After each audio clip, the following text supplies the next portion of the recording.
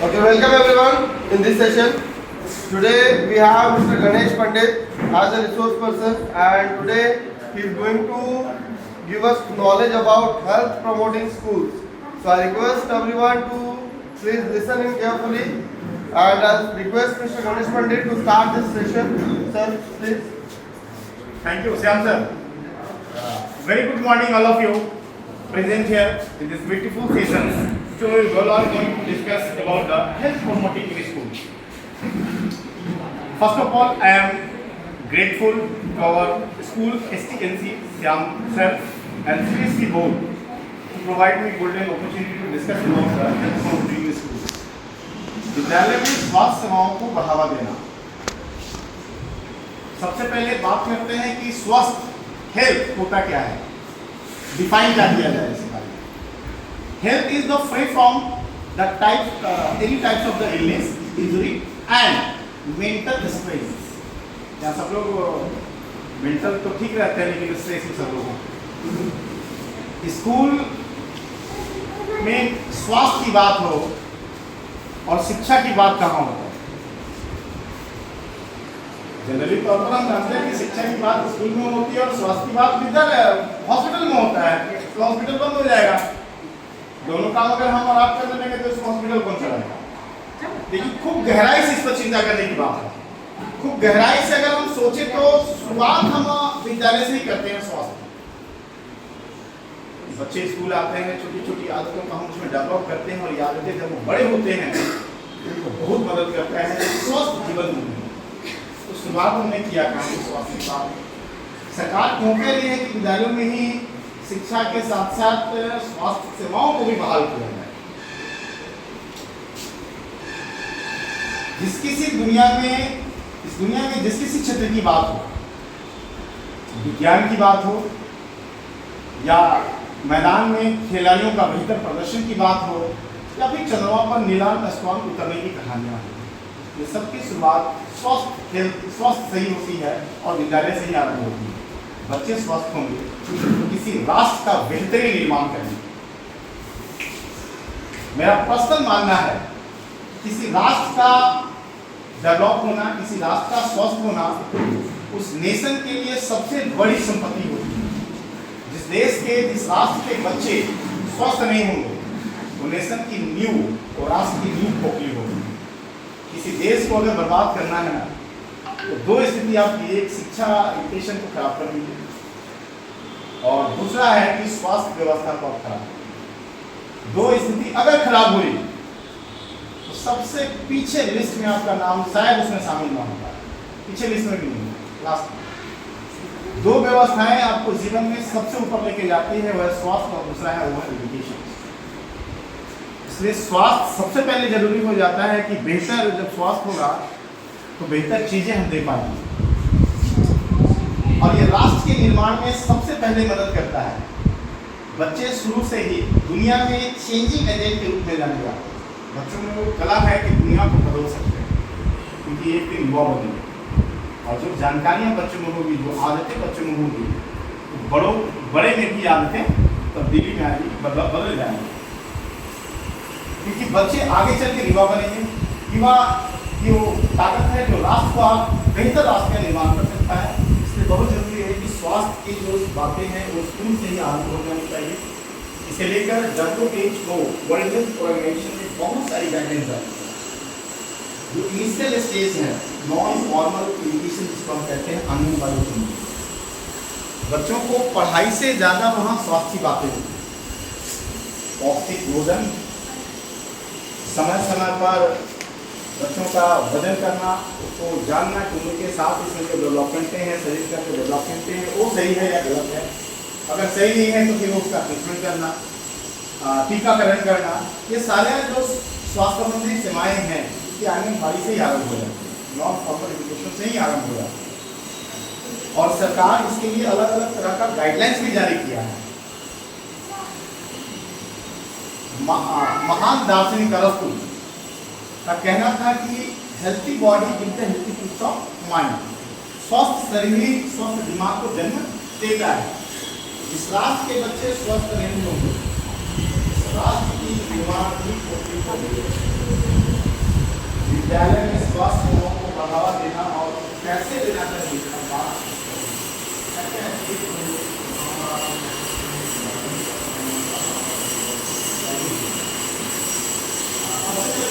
और बीमार बच्चे देखने में तो उसको गाली नहीं आती, उसको होता है मेरी बात से बीमार बच्चों में इसी बात को असर हो जाता है। इसमें अगर इस बात से हम बात करें कैसे तारीफ करता है और उतना ज़्यादा हो जाता है नॉर्मल इन्फेक्शन को प्रभावित कर सकता है। कोरोना का जो ये रहा खेला है और सबसे पहले विद्यालय को बंद किया, विद्यालय को इसलिए बंद किया गया कि अगर यहाँ किसी तरह की घटनाएं घटती तो बच्चे सबसे ज़्यादा इसे प्रभावित होकर इन्फेक्टेड होते और संभालना मुश्किल हो जाता।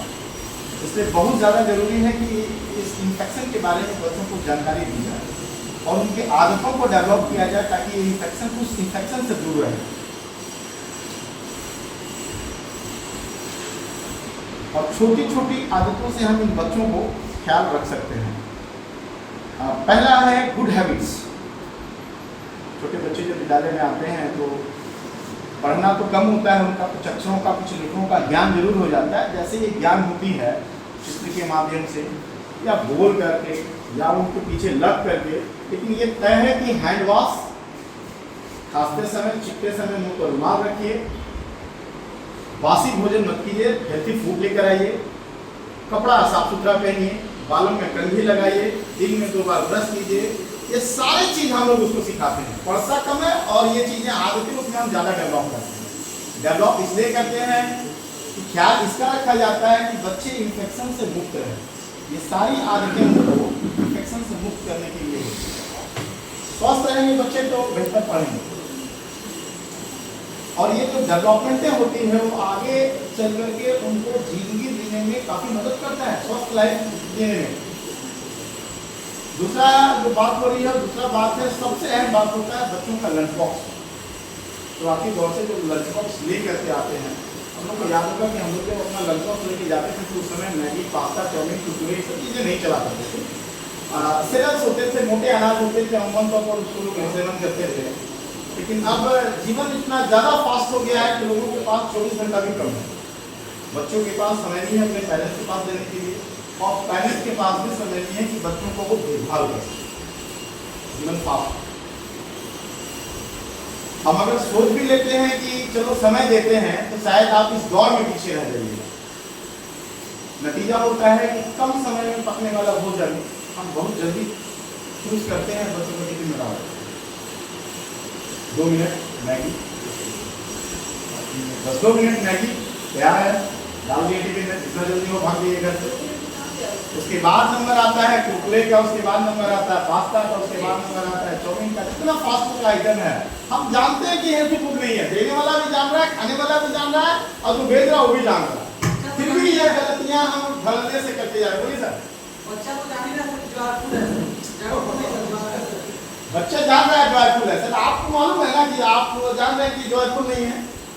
बच्चा छोटा बच्चा है, मतलब 10 चलना सीखा है, 10 महीने का है, घुटना पर चल रहा है। आग जलेगा तो बच्चे के मन में कौन सी कौतूहल आएगी, उसको पकड़ने का आएगा कि नहीं आएगा? बच्चा को क्या मालूम है कि आग जल रहा तो ही पकड़ेगा ही। क्या किया जाए सर, बच्चा को तो भी जॉयफुल लग रहा है, छोड़ दिया जाए? नहीं वो बता रहा हूँ, मैं भी जान रहा हूँ कि फास्ट फूड जरूरी है, बच्चा एंजॉय कर रहा है। सवाल उठता है कि आग जल रहा है तो बच्चा को भी तो चाहिए कि वो जाकर उसको पकड़ेगा ही पकड़ेगा। अगर मेढक को चल रहा है, बच्चा खेल रहा है तो मेढक को भी पकड़ के मुंह में डालेगा। क्या छोड़ दिया जाएगा? इस पर संशोधन किया जाए। तो फिर वही बात तो होगी यार सर कि आपको संशोधन करना जरूरी है। हमारा आप जब शिक्षित हैं तो फिर आप उसको चेंज कीजिए, आइटम चेंज होगा।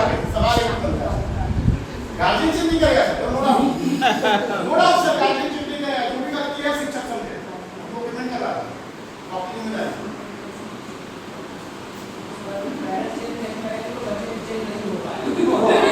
इसका उपाय है सर, दुनिया में एक ही चीज है जो बदल सकता है सर, वो बदल सकते हैं। और मानते हैं कि सारे चीज जो लर्न करके नहीं सिखाया जाता, कुछ ऐसी चीज है जो पेरेंट्स से ट्रांसफर होती है, जेनेटिक होता है। आप पूरे दिन में जेनेटिक होता है तो हम तो पहले कहा सकते हैं हम लोग के समय में तो चाउमीन, पास्ता, कुरकुरे नहीं था, फिर ये कहाँ से आ गए, कैसे जेनेटिक? हाँ आप कहें जेनेटिक है, जाहिर सी बात है कि मुझसे उसको ट्रांसफर होगा। जब मैंने लिया नहीं, आपने लिया नहीं, हमारे जमाने में खाने की डेवलप कैसे होगी?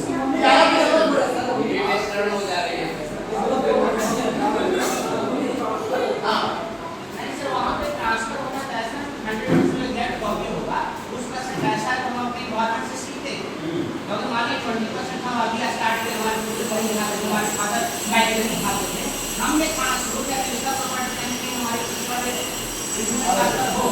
लेकिन एक चीज तो तय है कि आप और हम जान भी रहे हैं कि गलत है, उपाय है। समय समय पर बच्चों के साथ साथ पेरेंट्स को भी काउंसलिंग करें, उनको बताएं कि जो आप दे रहे हैं वो मानेंगे कि गलत है, 200% जो गलत है वो गलत है, तो मानेंगे 200% कि गलत है, ठीक है। लेकिन जरूरी है कि उनको इस गलती के लिए रोका जाए कि आप सिस्टम को थोड़ा बदलिए। इंसान जीवन में दो तरह से मेहनत करता है, एक होता है गजल का उपयोग का इस्तेमाल करता है, एक होता है गजल का इस्तेमाल करता है, खर्चा तो दोनों हो गया। गजल को भी नहीं वाला भी खर्चा उसको भी नहीं आता है, और जो लेबर है वो भी खर्चा वो भी नहीं आ रहा है, शारीरिक मेहनत करा, मानसिक मेहनत। बच्चे कम मानसिक मेहनत नहीं करें सर, जितना आपको प्रॉब्लम हो रहा है इंजीनियरिंग करने में ना, उतना ही प्रॉब्लम नर्सरी के बच्चों को फर्स्ट से होती है, उतना ही प्रॉब्लम बच्चों को रैंक साल करने में होता है, सब नहीं आते हैं उसको। जो प्रॉब्लम वहाँ फेस कर रहा है वही बच्चा यहाँ फेस कर रहा है। सबका उम्र के साथ माइंड डेवलप होता है, बच्चा मेडिकल कर रहा है, जो बच्चे नहीं कर रहा है, उनको लगता है बहुत टफ पढ़ाई है, छोटा बच्चा जो बच्चे कितना टफ पढ़ाई है बताएगा कि दुनिया में कौन पढ़ने के लिए सिस्टम बनाया था उसको पहले बता दो।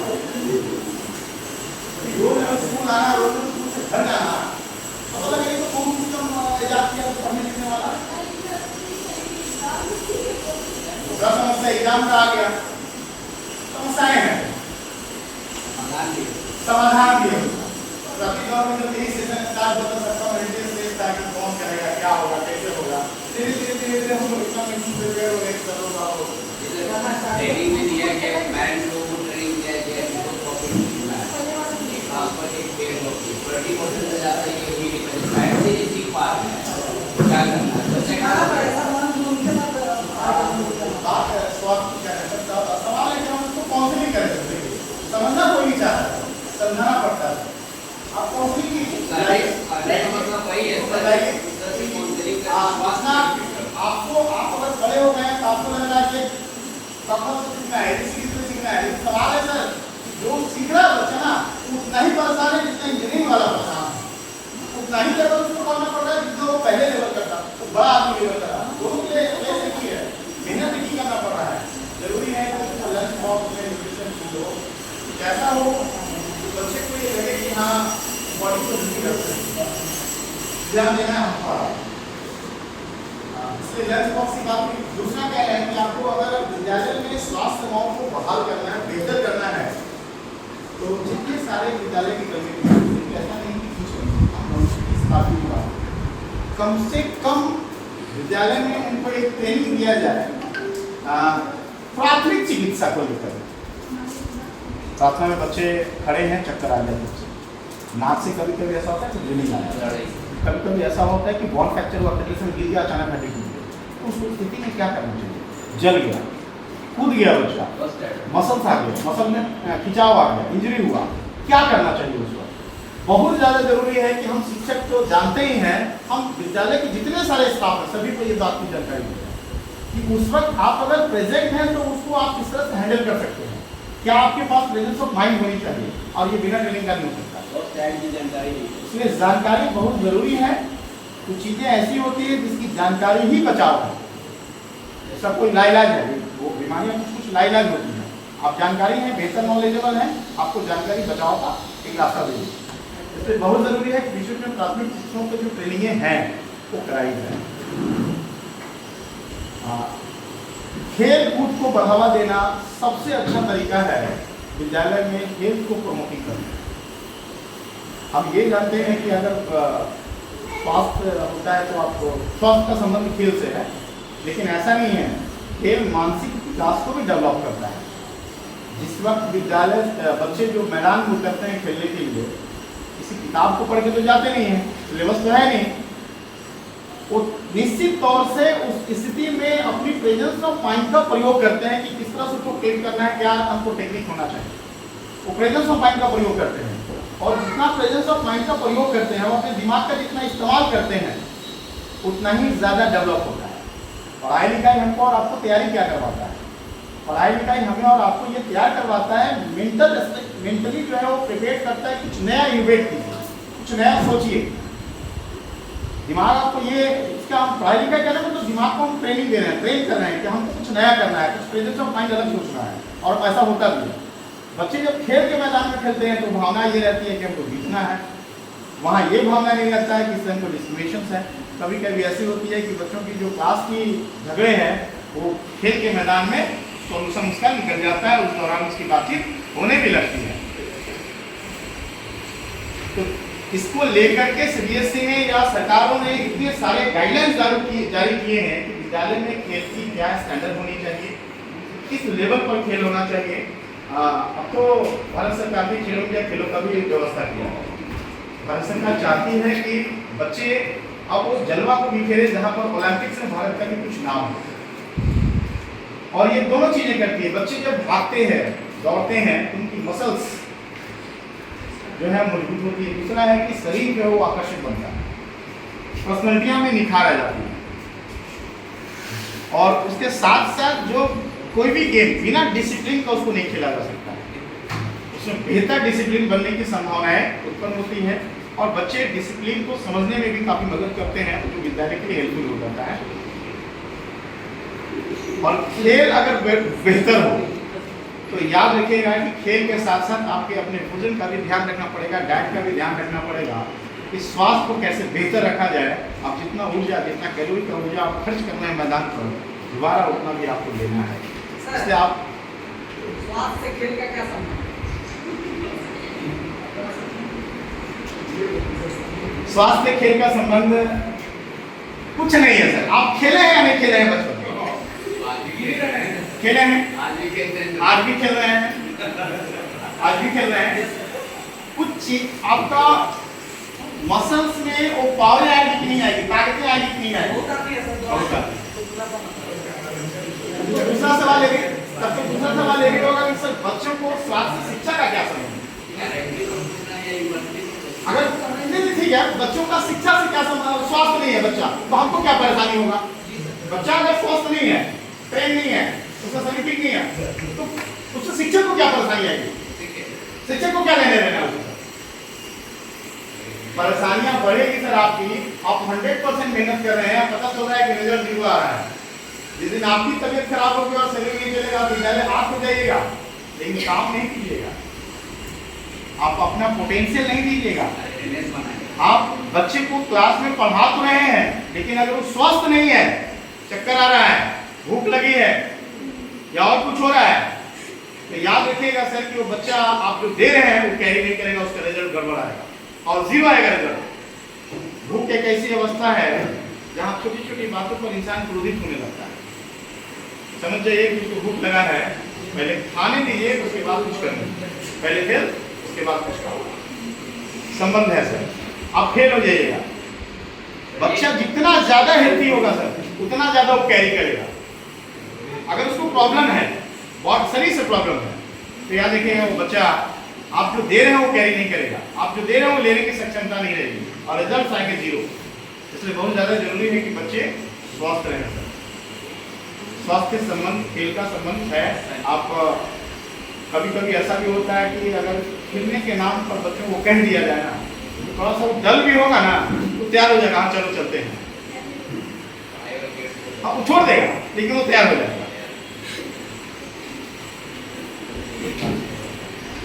विद्यालय का परिवेश, विद्यालय में स्वास्थ्य सेवाओं को बढ़ावा देने में विद्यालय का परिवेश का भी एक अहम रोल होता है, अहम रोल होता है।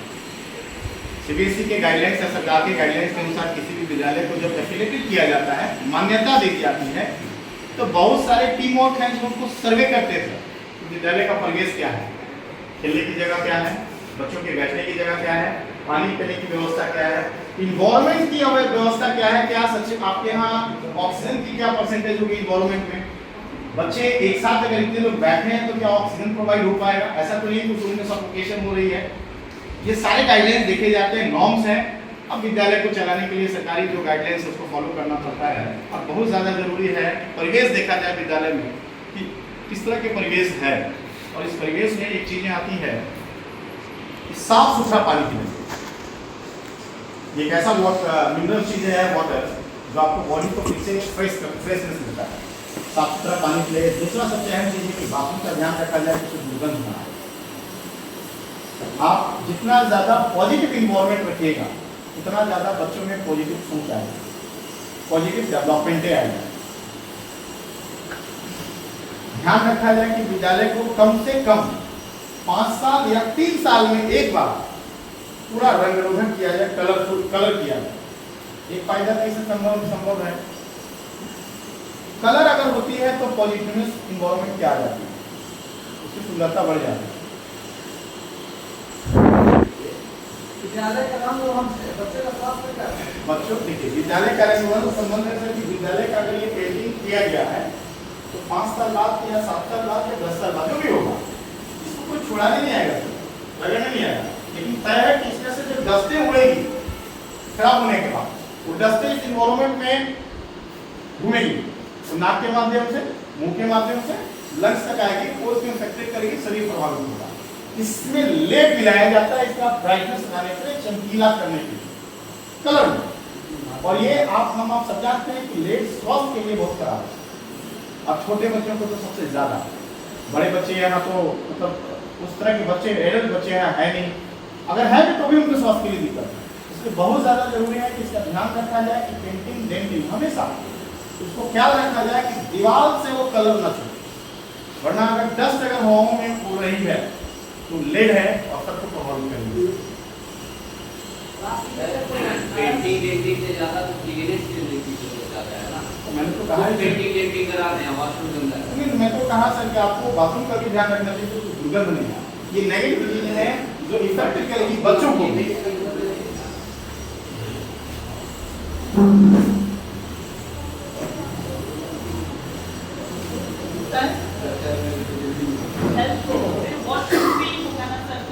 लेकिन मैंने कहा आपको कि देखिए सबसे ज्यादा जरूरी है 2 चीजें, बच्चों को पानी मिले, प्लेट ऑफ वाटर मिले, और दूसरी चीज ये है कि आप बाथरूम का बहुत ज्यादा ख्याल रखिए क्योंकि वो एक ऐसा हाइजीनिक जगह है, वहां से कई तरह की बीमारियां फैलने की संभावनाएं बढ़ जाती है।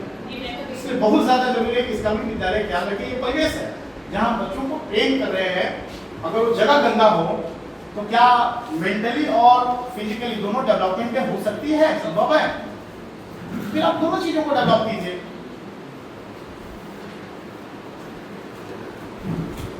बच्चों की सेहत की ध्यान कहाँ से प्रारंभ किया जाता है, कहाँ से प्रारंभ किया जाता है? बच्चों की सेहत की ध्यान, जैसे पेरेंट्स के साथ ज़्यादा समय बच्चे बिताते हैं, स्कूल 6-7 घंटे के लिए तो आते ही हैं, लेकिन सवाल है सर कि आखिर इसका ख्याल रखेगा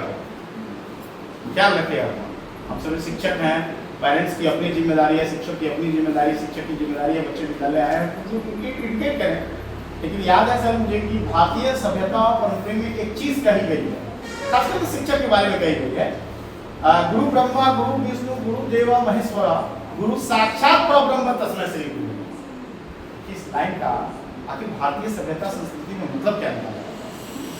गुरु ब्रह्मा नहीं है, ब्रह्मा संसार को जन्म देते हैं, गुरु विष्णु भी नहीं है, विष्णु संसार का नेतृत्व करते हैं, पालन पोषण करते हैं, गुरु महेश्वर भी नहीं है, महेश्वर सिर्फ को कहा जाता है, सिर्फ को दिग्दर्शक के रूप में जाना जाता है भारतीय सभ्यता संस्कृति में।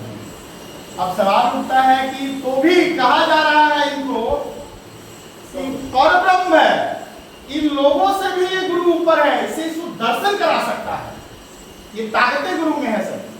फिर हम अपनी जिम्मेदारियों से मुंह कैसे मोड़ लें? जब भारतीय सभ्यता संस्कृति में ये कहा जा रहा है गुरु ब्रह्मा गुरु विष्णु गुरु देव महेश्वर गुरु साक्षात परब्रह्म है तस्मै श्री गुरु, ये ऐसा गुरु है कि इन लोगों से भी ऊपर है, ब्रह्मा से भी ऊपर है, विष्णु से भी ऊपर है, महेश्वर शिव जो विदोषक के रूप में जाने थे इससे भी ऊपर है। अंदाज लगाइए कि किस जगह पर आपको भारतीय सभ्यता संस्कृति में जगह दिया जा रहा है। कह रहा है कि इन लोगों से ये नॉलेजेबल पर्सन जो है जो आपको ज्ञान के माध्यम से इन लोगों से दर्शन करा सकता है, आपको बता सकता है कि ब्रह्मा का क्या काम है, विष्णु का क्या काम है, महेश्वर शिव का क्या काम है, ये संसार में क्या करते हैं। तो आप नॉलेज दिए तो उनको ज्ञान हुआ, तो शुरुआत करें कहां से? पेरेंट्स अगर पढ़े लिखे होते, खूब पढ़े लिखे हैं, लेकिन क्या सच में कोई भी दुनिया का पेरेंट्स अपने बच्चों को अपने से डील कर पाएंगे? अगर वो डील कर रहे हैं तो फिर वो काम क्या करेंगे? आप इन्वायरमेंट लीजिए, विद्यालय वो इन्वायरमेंट क्रिएट करती है। विद्यालय और गवर्नमेंट के लिए करते हैं, यहाँ सिर्फ बच्चे एजुकेशन नहीं लेते सर, बच्चों का कहा जाता है कि चौमुखी विकास करना क्या चाहते हैं, बच्चों को स्किल है ना उसको ठोक के जगाया जाता है, टेस्ट किया जाता है, पैमाना लगाया जाता है कि बच्चे किस फील्ड में जाने के लिए तैयार हैं, यहीं से वो चुनते हैं सर फील्ड अपना, तो वो फील्ड के बारे में जानकारी लेते हैं। तो जाहिर सी बात है सर कि बच्चे अगर यहाँ आ रहे हैं तो हमारी जिम्मेदारी है कुछ आदतें तो उनमें ऐसी डेवलप कर दें जो ये जाने कि आगे लंबा जिंदगी जीने के लिए उनका स्वस्थ में बेहतर विकल्प मिल सके, स्वस्थ रहे लंबे समय तक के लिए, ताकि अपने शरीर को देखते हुए कुछ फैसला ले सके कि जीवन में करना क्या है। अब ये नहीं कि कमजोर व्यक्ति और ये कहते हैं कि हम वेट लिफ्टिंग में पार्टिसिपेट कर जाएंगे, तो संभव नहीं है। इसलिए हेल्थ इज वेल्थ, आप अपने शरीर का वजन को देखते हुए ही वजन को भी उठाने का कोशिश कीजिए। ये नहीं कि आपकी वजन कम है और चैलेंज दे दिए कि WWF में बुलाइए ग्रेट खली को, देख लेंगे। तो भावनाओं में बहने की जरूरत नहीं है, जरूरत है यहाँ डिसीजन लेने का, फैसला लेने का कि आपका स्वास्थ्य का क्या आपका लेवल क्या है स्वास्थ्य का।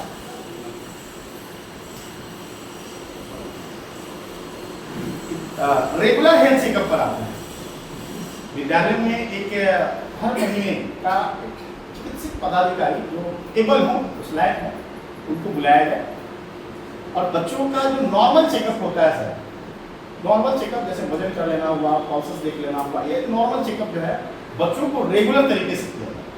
एक चीज है इसमें निकल कर आएगा, कुछ सिम्टम्स होते हैं कि शुरुआती दौर से वो स्टार्ट हो जाते हैं और सिम्टम्स बहुत बाद में समझ में आता है कि इस बड़े बीमारी का संकेत। अगर बच्चे का स्वास्थ्य ठीक नहीं है, शिक्षा को क्या बच्चों का अगर स्वास्थ्य तो शिक्षा की परेशानियां तो बढ़ेगी। आप बोर्ड पर लिख रहे हैं 2 × 2 4, बच्चा पता चल रहा है कि रात भर जगा है, सुबह आके नैप ले रहा है, तो अगर स्वस्थ नहीं है या मेंटली स्ट्रेस है, बच्चा को तो देखा जाता है सर कि बच्चों को, जो छोटे बच्चों को जो विद्यालय के अंदर प्रवेश किया जाता है, तो पहले बार आते हैं विद्यालय, तो उनके मन में ये भाव रहता है कि स्कूल जा रहे हैं, वही गेट से वापस रो करके भागने लगता है। क्यों सर? मेंटली दबाव है, स्ट्रेस है उस पर। नई शिक्षा नीति में सरकार को देखिए, सरकार ने क्या फैसला किया है, सरकार ने फैसला किया कि विद्यालय को भारमुक्त बनाया जाए, विद्यालय को भारमुक्त बनाया जाए। और भारमुक्त इसलिए बच्चों को बनाया जाए, विद्यालय को भारमुक्त इसलिए बनाया जाए उनको, क्योंकि बच्चे अब 4 साल की उम्र में सर अगर वजन हो रहा है तो हड्डी टेढ़ा होगा। अब वो हड्डी अगर टेढ़ा होगा तो किस काम का होगा, वजन तो हो रहा है, अपने से ज्यादा वजन हो रहा है। तो जरूरी है कि हम इन चीजों का ख्याल रखें कि नई शिक्षा पद्धति में सरकार ने बताया कि भारमुक्त विद्यालय होगा, हम बहुत कुछ ऐसी चीजें हैं जो बेग का वजन तो कम कर लेंगे, लेकिन खेल के माध्यम से उसको शिक्षा, नॉलेज, ज्ञान, ये सारी चीजें उसको देंगे। बैग को एक तो ये टेक्निक है सर, दूसरा जो नई शिक्षा नीति है, नई शिक्षा नीति में आपने जैसे हुआ, नई शिक्षा नीति में हमने देखा कि अब बच्चों को कम से कम ये मेंटली दबाव को, ये किसी सब्जेक्ट में अगर किस नंबर से कम आ रहा है तो आपको रेट लगा दिया जाएगा, साल भर उसी क्लास में अंदर रुकेगा। अब तो सरकार के लिए सब पढ़ो सब पढ़ो, तो कम से कम बच्चे मेंटली स्ट्रेस से तो फ्री हैं। सरकार ने जब पहला बार शिक्षा योजना जब बनाया था तो उसमें लाइन दिया था, लिखपत पढ़ बनो सियार समझ पढ़े तो बढ़े विचार। फिर 10 साल बाद भारत सरकार ने देखा कि जो डेवलपमेंट हुई है शिक्षा को लेकर के, उसको और थोड़ा सा बदल दिया। अब वो लिखने लगा मुनिया बेटियां पढ़ती जाएगा, बकरी चढ़ती है, कई बार टीवी में पहुंचा दिया। सरकार था कि सरकार ने 10 साल बाद जब वो सर्वे करवाया तो उसको ये पता चला कि सबसे कम अगर पढ़ी लिखी कोई है, स्वास्थ्य संबंधित कोई जानकारियां में पीछे है, तो महिलाएं हैं। अब उनको प्रोत्साहन देने के लिए उनका नाम दिया गया, मुनिया बेटियां पढ़ती जाए, गाय बकरी चढ़ती जाए। धीरे धीरे अब सरकार को नई स्लोगन दे रही है, अब तो नई स्लोगन दे रही है बेटी बचाओ बेटी पढ़ाओ। आखिर सारा फोकस कहीं एक जगह क्यों टिका है सरकार, क्या मकसद है इसका? गाइडेंस में सर इतनी सारी बातें क्यों लिखी जा रही है? चाहती है सर कि कम से कम वो दिन आ जाए जिस दिन ये कहना पड़े कि बेटा बेटी एक समान, और इसके लिए गवर्नमेंट बहुत सारा गाइडलाइंस जारी किया और ये सारे काम विद्यालय से होंगे, क्योंकि वो ऐसा जगह है जहां सारी चीज संभावनाएं जो बनती है वो विद्यालय में बनती है। जितने स्कॉलर हैं दुनिया के वो आपको विद्यालय में मिल जाएंगे। अब बात करते हैं विद्यालय में स्वास्थ्य सेवा को बढ़ावा देने का उद्देश्य क्या हो सकता है। गवर्नमेंट का जो गाइडेंस जारी किया गया है कि बड़ी बड़ी जो बातें कही जाती है, फिर सरकार ने किसी बातों पर सोचा होगा उसका उद्देश्य क्या है। पहला उद्देश्य है कि बेहतर राष्ट्र का निर्माण करें, और बेहतर राष्ट्र का निर्माण तब भी संभव है जब हम और आप बच्चों को स्वस्थ रखेंगे, एडुकेट करेंगे। अगर वो स्वस्थ नहीं है, हेल्थी नहीं है, तो याद रखिएगा कि पढ़ेगा भी नहीं। सबसे पहले हम स्वास्थ्य का ध्यान रखें। अगर तबियत खराब है, अगर वो इंजरी हो चुका है, तो याद रखिएगा कि वो इंजरी जब तक वो ठीक नहीं होगा तब तक वो विद्यालय नहीं आता है। या हम और आप ही सलाह देते हैं कि पहले आप अपना शरीर देखिए, उसके बाद पढ़ाई लीजिए। इससे सब पढ़ाई से भी ज़्यादा जरूरी है तो बेहतर विकल्प है कि आप बेहतर राष्ट्र का निर्माण कर सकते हैं। ये पहला सरकार का उद्देश्य बनता है। दूसरे पर बात करें कि बच्चों को प्राथमिक शिक्षा का ज्ञान होना चाहिए। किताब के माध्यम से, चित्र के माध्यम से, या कुछ ओरली या कुछ प्रैक्टिकली तौर पर दिखाकर के बच्चों को प्राथमिक चिकित्सा, जैसे अचानक जो है ब्लीडिंग होने लगे नाक से, अचानक माथा फट जाते तो बच्चे दौड़ते रहते हैं, हो सकता है गिर जाए, फेल दे, तो ये चीज़ों खुद बच्चों में भी डेवलप होना चाहिए कि इस स्थिति में क्या किया जाना चाहिए। पानी में डूबने के बाद बच्चों को निकाला जाए तो क्या करना चाहिए, डलने के बाद क्या करना चाहिए। बहुत कुछ जानकारियाँ हैं जो फर्स्ट एड की जानकारियाँ हम बच्चों को दे सकते हैं, जो अमूमन तौर पर अपने तक ही सीमित नहीं है। अगल बगल के समाज में भी इस नियमों को इम्प्लीमेंट करेंगे और उसको सुरक्षित करेंगे और बेहतर विकल्प होगा। बच्चों को यहीं से सिखाया जाए कि आप स्वस्थ जीवन की कामना कैसे कर सकते हैं, क्या क्या उपाय हैं, कुछ चीज़ें हैं जो आपको, आदतें हैं जो आपको डेवलप करने में मदद करेगा, आपको स्वस्थ रहने में मदद करेगा। स्वास्थ्य संबंधी नॉलेज बच्चों के बीच में प्रदान किया जाना चाहिए। विज्ञान का जब भी पढ़ाई होता है, हम सभी उस माध्यम से बच्चों को विटामिन के बारे में, हार्मोन्स के बारे में पढ़ाते हैं। कौन सी विटामिन की कमी के कारण क्या परेशानियां आपको हो सकती हैं, कौन सी हार्मोन्स किस उम्र में किस तरह का ग्रोथ लेता है, शरीर में आपका किस तरह का स्ट्रक्चर में बदलाव आ सकती है। कुछ स्ट्रक्चर शरीर का ऐसे बदलने लगते हैं जो बच्चे खुद अपने आप में भी आश्चर्यजनक होते हैं। तो जानकारी ही उनका बचाव है। अगर ये बच्चे जान रहे हैं कि इस उम्र में ये हार्मोन्स ग्रोथ होता है, इस विटामिन के कारण ये चीज़ें होती है, तो बेहतर विकल्प है कि वो अपने आप को समझ पाएंगे कि जो मुझे बदलाव आ रही है वो क्यों आ रही है, जो परेशानियां हैं वो खुद समझ पाएंगे। साथ साथ होता है कि बच्चों में कुछ उम्र बढ़ने के साथ साथ जो हार्मोन से ग्रोथ होती है, बच्चों में कुछ गलत आदतें भी होती है। सबसे पहला बच्चा आदत पकड़ता है धूम्रपान का, सबसे पहले आदत पकड़ता है। सवाल है कि बच्चों को आप बताइए, जब भी पढ़ते हैं तो हमको ये मालूम है कि हम अल्कोहल लेने से क्या होता है, धूम्रपान करने से बॉडी को क्या नुकसान होता है, आपको स्वस्थ रहने में क्या परेशानियाँ हो सकती है। इन चीज़ों को जानकारी हम इसी विद्यालय से ही देते हैं कि आदतें, ये एडिक्शंस आपके स्वास्थ्य का क्या हानि कर सकता है, क्या प्रभावित कर सकता है, आपके जीवन पर शिक्षा का क्या प्रभाव पड़ेगा, आप पूरी लाइफ कैसे जी सकते हैं। तो ये आदतें, ये जो चीज़ें हैं, ये विद्यालय से ही हम शुरुआत करते हैं। मनुष्य बच्चों में बढ़ती उम्र के साथ जो आदतें आती हैं, इसे कैसे रोका जा सकता है? कि बच्चों में बढ़ती उम्र के साथ एक आदत तो हमने आपको बताया सर कि कुछ धूम्रपान की शिकायतें उसमें आने लगती हैं, होता भी है।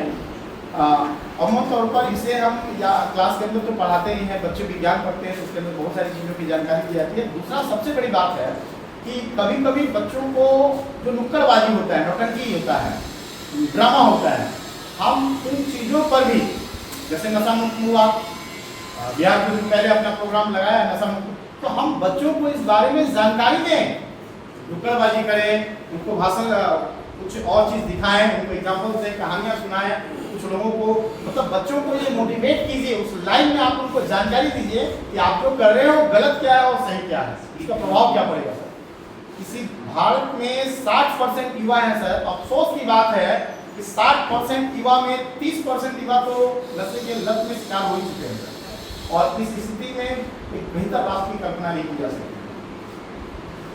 भारत में अपने बिहार में हम सब जानते हैं कि एंटीबायोटिक बंद है, उसके बावजूद भी धड़ल्ले से चल रहा है सर। तो आखिर ये बंद हो कैसे सकता है? नियम लगाने से, कानून बनाने से ये बंद नहीं हो सकता सर। एक ही चीज बंद कर सकता है, वो एजुकेशन। जागरूक नहीं हुई बस वो एक ही चीज, जागरूक होगा एजुकेशन से सर। एक ही चीज से बंद हो सकता है, वो एजुकेशन, वो है शिक्षा। और ये याद रखिए कि वो जनरेशन अगर बंद नहीं कर रहा है तो ये जनरेशन जरूर बंद कर देगा। इसलिए क्योंकि ये बच्चे हैं, चाइल्ड एलियन के रूप में जाने जाते हैं। आज नॉलेज लिए हैं, कल ये बच्चे बड़े होंगे और इनको मालूम होगा कि ये गलत है। बहुत सारा तरीका है, आप उसको प्रमोट कर सकते हैं।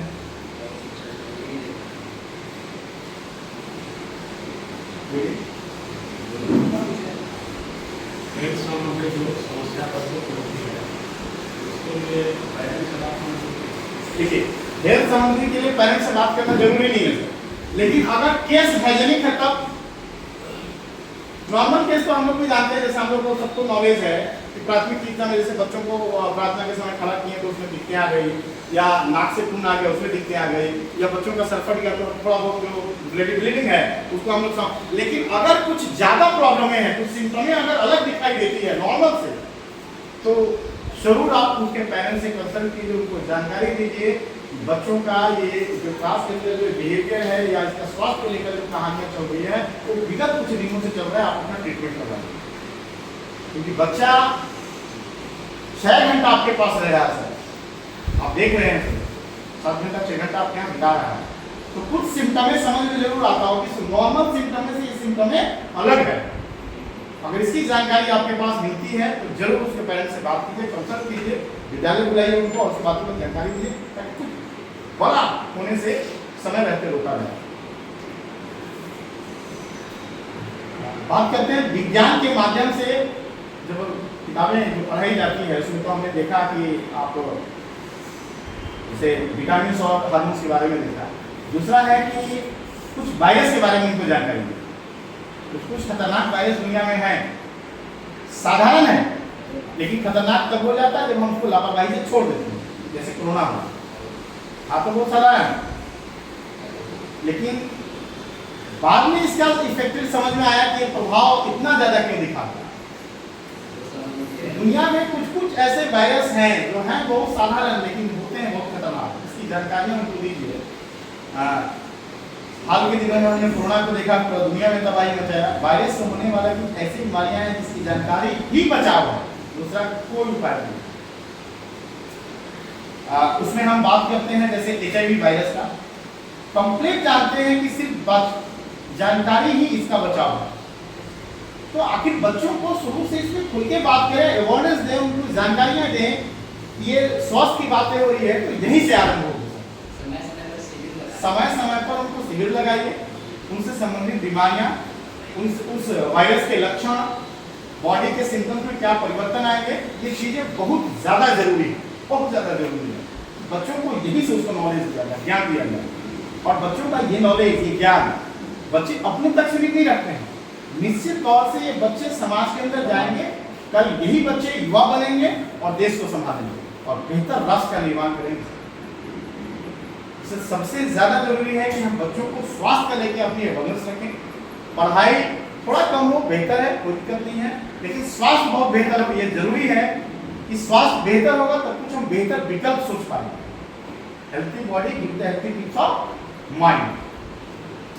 और ये हम सबों को शिक्षक के रूप में होने में ये जिम्मेदारियां बनती है कि हम अपनी जानकारी पूर्ण रूप से रखें, कंप्लीट रूप से रखें और बच्चों को भरपूर मदद करें स्वास्थ्य संबंधी जानकारियां देने में, विद्यालय में स्वास्थ्य सेवाओं को प्रमोट करने में विद्यालय को भी मदद मिले।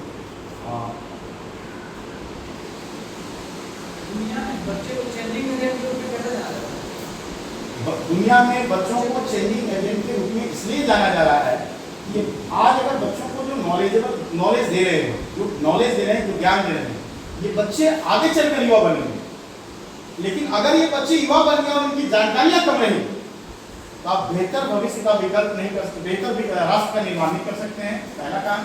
दूसरा है कि वो बच्चे बेहतर स्वस्थ भी नहीं होंगे। आज के बच्चों को शुरू से ही चाइल्ड जाना जा रहा है कि बच्चों में क्षमता है तो दुनिया बदलने की ताकतें हैं। एक बड़ा व्यक्ति को सिखाइए, एक छोटा व्यक्ति को सिखाइए।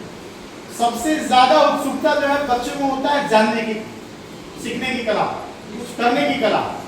तो बच्चे नेचुरली तौर पर 3-4 साल की उम्र में, 5 साल की उम्र में होते हैं ना, तो वो किताब में जो चीज़ें पढ़ते हैं उन चीज़ों को प्रकृति में देखते हैं। जब यहाँ से वहाँ देखते हैं तो ये प्रैक्टिकली तौर पर वो करते हैं, उनमें सीखने की कला को डेवलप कर जाता है, स्वस्थ होने की कला को डेवलप कर जाता है। बच्चों को दुनिया में चाइल्ड लेबर के रूप में देखा ही जाता है। कोई क्षमता है कि पूरा राष्ट्र का अगर कोई निर्माण करे, तो बच्चों में वो क्षमता है।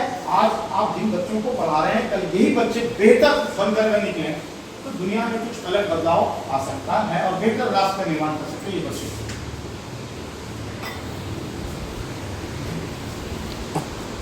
Ravi sir,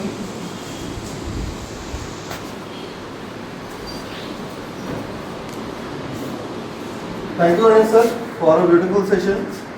And we know that for education, if we think about education, then it starts from the school itself, okay, and it starts from the home itself also, because whatever the child is learning, that child is learning from his mother, from his father, from his neighbors.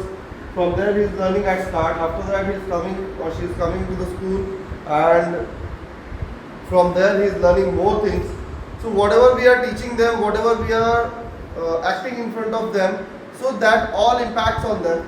So we have to stay hygienic, so they will also copy us and they can also stay healthy, because health is wealth. We know that very well, and with the help of this we can improve their health. So with these sentences I stop today's session, and I thank Mr. Ganesh sir for the session. Thank you sir.